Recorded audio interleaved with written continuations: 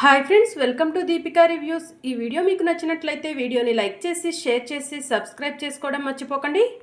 ఊరు కాని ఊరు వచ్చాము. ఇక్కడ సిఐ కూడా సరిగా లేడు. మన స్టేటస్ ఏంటో ఇక్కడ వాళ్ళకు తెలియట్లేదు. విహారీ ఈ కేసులో ఇరుక్కుపోయాడు. విహారిని ఎలా బయటికి తీసుకురావాలి? విహారిగాడు మన మాట విని ఈ నష్టజాతకుణ్ణి మన ఇంటికి తీసుకురాకుండా ఉండుంటే బాగుండేది అని పద్మాక్షి చెప్తూ ఉంటుంది. వదిన, వాడు చిన్న పిల్లాడు, వాడిని ఏమీ అనకండి అని యమున చెప్తూ ఉంటుంది. నీ కొడుకు పోలీస్ స్టేషన్లో కేసులో ఇరుక్కుపోయి అరెస్ట్ అయ్యాడు. వాడి గురించి ఆలోచించకుండా ఈ బుడ్డోణ్ణి ఏమీ అనొద్దని చెప్తుంది. ఏం మనుషులో ఏంటో వీళ్ళు, అసలు నాకు ఏమీ అర్థం కావట్లేదు అని పద్మాక్షి అంటూ ఉంటుంది. పద్దు, నానిని ఏమీ అనకు అని చెప్పి సిరి చెప్తూ ఉంటుంది. నిన్ను మీ నాన్నని మీ నానిని ఏమీ అన్నమ్మా, మీరు ఏం చేసినా కూడా నేను నా కూతురు పిచ్చోళ్ళలాగా చూస్తూ ఉంటాము అని పద్మాక్షి చెప్తూ ఉంటుంది. అక్క, అనవసరంగా గొడవలెందుకు? విహారిని ఎలా విడిపించాలో ఆలోచిద్దాం అక్క అని చెప్పి అంబిక చెప్తూ ఉంటుంది. సరే పద అంబిక, ఇంటికి వెళ్దాం అని చెప్పి పద్మాక్షి చెప్తూ ఉంటుంది. ఇక మరోవైపు క్రిష్ ఒంటరిగా కూర్చొని బాధపడుతూ ఉంటాడు. నాన్న క్రిష్, ఏమైంది అని చెప్పి యమున అడుగుతూ ఉంటుంది. బ్యాట్మెన్ నా వల్లే అరెస్ట్ అయ్యాడు, చాలా బాధగా ఉంది అని చెప్పి క్రిష్ అంటూ ఉంటాడు. వాడు త్వరలోనే బయటికి వస్తాడు. వాడు నీ వల్ల మీ అమ్మ వల్ల అరెస్ట్ అవ్వలేదమ్మా, వాళ్ళ మాటలను పట్టించుకోకు అని యమున చెప్తూ ఉంటుంది. ఇక మరోవైపు అంబిక సిఐకి ఫోన్ చేస్తుంది. చెప్పండి మేడం, ఇలా ఫోన్ చేశారేంటి అని సిఐ ఫోన్ లిఫ్ట్ చేసి అడుగుతూ ఉంటాడు. నాకు మీరు ఒక ఫేవర్ చేయాలి అని చెప్పి అంబిక చెప్తూ ఉంటుంది. ఏంటో చెప్పండి మేడం, మీరు ఏం చేయమన్నా చేయటానికి నేను రెడీగా ఉన్నాను అని చెప్పి సిఐ చెప్తూ ఉంటాడు. ఈ రాత్రికే విహారిని ఎన్కౌంటర్ చేయాలి అని అంబిక చెప్తూ ఉంటుంది. మేడం, మా ఉద్యోగాలు పోతాయి అని సిఐ అంటూ ఉంటాడు. నీ ఉద్యోగం పోకుండా నేను చూసుకుంటాను. నేను చెప్పిన పని చెప్పినట్టుగా పూర్తి చెయ్యి. ఈ విషయం బయటికి రాకూడదు అని అంబిక చెప్తూ ఉంటుంది. సరే మేడం, మీరు చెప్పినట్టుగానే చేస్తాను అని చెప్పి సిఐ చెప్తూ ఉంటాడు. ఇక మరోవైపు వడ్డీ శకుంతల తన మనుషులతో, రే ఆ సిరి చచ్చిందని ఈపాటికే ఆ సిరికి కర్మకాండలన్నీ పూర్తి చేశారా, లేకపోతే నాతో పెట్టుకుంటుందా ఆ సిరి అని వడ్డీ శకుంతల తన మనుషులతో చెప్తూ ఉంటుంది. అక్క, ఆ సిరికి బాగా బుద్ధి చెప్పావక్క అని చెప్పి రౌడీలు వడ్డీ శకుంతలతో అంటూ ఉంటారు. పక్కనున్న రౌడీ, అక్క, ఆ సిరి బిజినెస్లో నీకు అడ్డు వచ్చిందనే కదా నువ్వు ఆ సిరిని అడ్డు తొలగించుకోవాలనుకున్నావు. మరి ఆ విహారీ ఏం చేశాడక్క? విహారీని ఎందుకు అరెస్ట్ చేపించావు అని రౌడీ అడుగుతూ ఉంటాడు. క్యాంటీన్ కాంట్రాక్ట్ నాకు కాకుండా ఆ విహారీగాడు ఆ సిరికి ఇస్తానన్నాడ్రా. నా ఈగో దెబ్బతింది, అందుకే ఆ విహారీగాడిని అరెస్ట్ చేపించాను అని చెప్పి రౌడీలకు వడ్డీ శకుంతల చెప్తూ ఉంటుంది.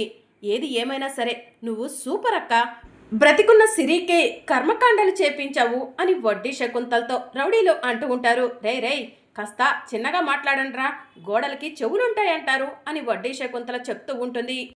ఇక మరోవైపు జేడీ కేడీ ఇద్దరు కూడా విహారీ కేసు గురించి మాట్లాడుకుంటూ ఉంటారు. జడి, ఎందుకో నాకు చాలా అనుమానాలున్నాయి ఆ సిరి కేసు పైన అని చెప్పి కేడీ చెప్తూ ఉంటుంది. ఏం అనుమానాలు ఉన్నాయి జడి అని చెప్పి కేడీ అడుగుతూ ఉంటాడు. ఆ సిరి చచ్చిపోలేదేమో, ఇదంతా విహారీ గారిని అరెస్ట్ చేయడం కోసం చేసిన పనేమోనని అనిపిస్తుంది కేడీ అని చెప్పి జడి చెప్తూ ఉంటుంది. ఏం మాట్లాడుతున్నావు జడి నువ్వు? సిరి చచ్చిపోకపోవటం ఏంటి? సిరి వెళ్తున్న ఆటో బోర్ల పడిపోయింది, అంతేకాదు డెడ్ బాడీతో క్రిష్ డిఎన్ఏ కూడా మ్యాచ్ అయింది కదా, ఖచ్చితంగా అది సిరి డెడ్ బాడీయే అని చెప్పి కేడీ చెప్తూ ఉంటాడు. ఏమో ఎందుకో ఇదంతా కూడా ప్లాన్ ప్రకారం జరుగుతుందనిపిస్తుంది కేడీ. ఎవరో విహారీ గారిపై కోపంతో కుట్రతో ఈ కేసులో విహారీ గారిని ఇరికించడం కోసమే ఆ అమ్మాయి చచ్చిపోయినట్టు నాటకం ఆడుతున్నారనిపిస్తుంది అని చెప్పి జేడీ చెప్తూ ఉంటుంది. మరి ఇప్పుడేం చేద్దాం జేడీ? ఆ సిరి చనిపోయిందో బ్రతికుందో ఎలా తెలుసుకోవాలి అని చెప్పి కేడీ అడుగుతూ ఉంటాడు. ఒక్కసారి ఆ ఫైల్ని మళ్ళీ చెక్ చేయాలనుకుంటున్నాను. మనం మిస్ చేసుకున్న సాక్ష్యాలు ఏమైనా దొరుకుతాయేమో అనిపిస్తుంది కేడీ, ఒకసారి ఆ ఫైల్ ఇవ్వు అని జేడీ అడుగుతూ ఉంటుంది. కేడీ ఫైల్ని జేడీకి ఇస్తాడు. జేడీ ఫైల్ అంతా కూడా చెక్ చేస్తుంది. ఏదైనా ఆధారం దొరికిందా జేడి అని కేడి అడుగుతూ ఉంటే దొరకలేదు అని జేడి చెప్తూ ఉంటుంది. అప్పుడే ఆ ఫైల్లో నుంచి కొన్ని డెడ్ బాడీకి సంబంధించిన ఫొటోస్ కింద పడతాయి. ఫొటోస్ని చెక్ చేసిన జేడి ఒక్కసారిగా ఎస్ మనం మిస్ చేసిన క్లూ ఒకటి దొరికింది కేడి అని చెప్పి అంటూ ఉంటుంది. ఏంటది అని చెప్పి కేడి అడుగుతూ ఉంటాడు. ఇక్కడ డెడ్ బాడీపై టాటూ ఉంది, కానీ ఆటో డ్రైవర్ లెఫ్ట్ హ్యాండ్పై ఎలాంటి టాటూ లేదు, చూడు కేడి అని చెప్పి జెడి చెప్తూ ఉంటుంది. కరెక్ట్గా గెస్ చేసావు జెడి. అంటే ఆ సిరి ఆటో డ్రైవర్ ఇద్దరూ చనిపోలేదు, ఎక్కడో ఉన్నారు. ఇదంతా కూడా ఎవరో కావాలని ఆడిస్తున్న నాటకం అని కేడి చెప్తూ ఉంటాడు.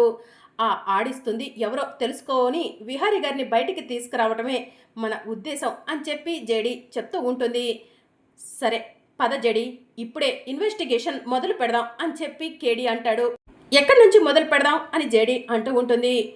నువ్వే చెప్పు అది కూడా అని కేడి అంటూ ఉంటే ఇంకెక్కడి నుంచి, ఆ వడ్డీ శకుంతల దగ్గర నుంచే మొదలు పెడదాం అని చెప్పి జేడి చెప్తూ ఉంటుంది. ఇక జేడి కేడి ఇద్దరూ కలిసి ఇన్వెస్టిగేషన్ చేయడానికి వడ్డీ శకుంతల ఇంటి దగ్గరికి వెళ్తూ ఉంటారు. మరోవైపు కనక మహాలక్ష్మిని ఆటో డ్రైవర్ని వడ్డీ శకుంతల మనుషులు బంధించినట్టు కనిపిస్తూ ఉంటుంది. వడ్డీ శకుంతల కనక మహాలక్ష్మి దగ్గరకు వెళ్తుంది. ఏమే సిరి, నాతో పెట్టుకుంటే ఎలా ఉంటుందో నీకు ఇప్పటికైనా తెలిసిందా అని వడ్డీ శకుంతల అడుగుతూ ఉంటుంది. ప్లీజ్ వడ్డీ శకుంతల గారు, నేను చేసింది తప్పని ఒప్పుకుంటున్నాను, నన్ను వదిలిపెట్టండి, ఇంకెప్పుడు కూడా మీ జోలికి రాను అని కనక మహాలక్ష్మి చెప్తూ ఉంటుంది. ఎట్టట్టా నిన్ను వదిలిపెట్టాలా?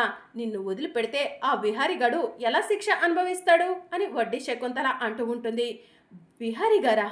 ఏ విహారీ గారు అని లక్ష్మి అడుగుతూ ఉంటుంది. నీకు తెలీదా? హరికృష్ణ ఎంటర్ప్రైజెస్ బాస్, వాడి పేరు విహారీ. నువ్వు చూడలేదా వాణ్ణి? ఓరిని, ఇది మరీ విచిత్రంగా ఉందే. వాడు నిన్ను రేప్ చేసి ఆ విషయం ఎక్కడ బయటపడుతుందోనని నిన్ను కావాలని కారుతో గుద్ది చంపేసినట్టు ఆ సిఐకి చెప్పాము. ఆ సిఐ ఆ విహారీని అరెస్ట్ చేశాడు. ఇప్పుడు ఆ విహారీ సెల్లో ఉన్నాడు, పోలీసుల కస్టడీలో ఉన్నాడు. సిరి, నిన్ను అడ్డు పెట్టుకొని నాకు క్యాంటీన్ కాంట్రాక్ట్ ఇవ్వని ఆ విహారీ గడికి కూడా బుద్ధి చెప్తున్నాను అని చెప్పి వడ్డీ శకుంతల చెప్తూ ఉంటుంది. అంటే నేను ఇప్పుడు అందరి దృష్టిలో చనిపోయినట్టా అని సిరి అడుగుతూ ఉంటుంది. అవును సిరి, నువ్వు అందరి దృష్టిలో చనిపోయావు.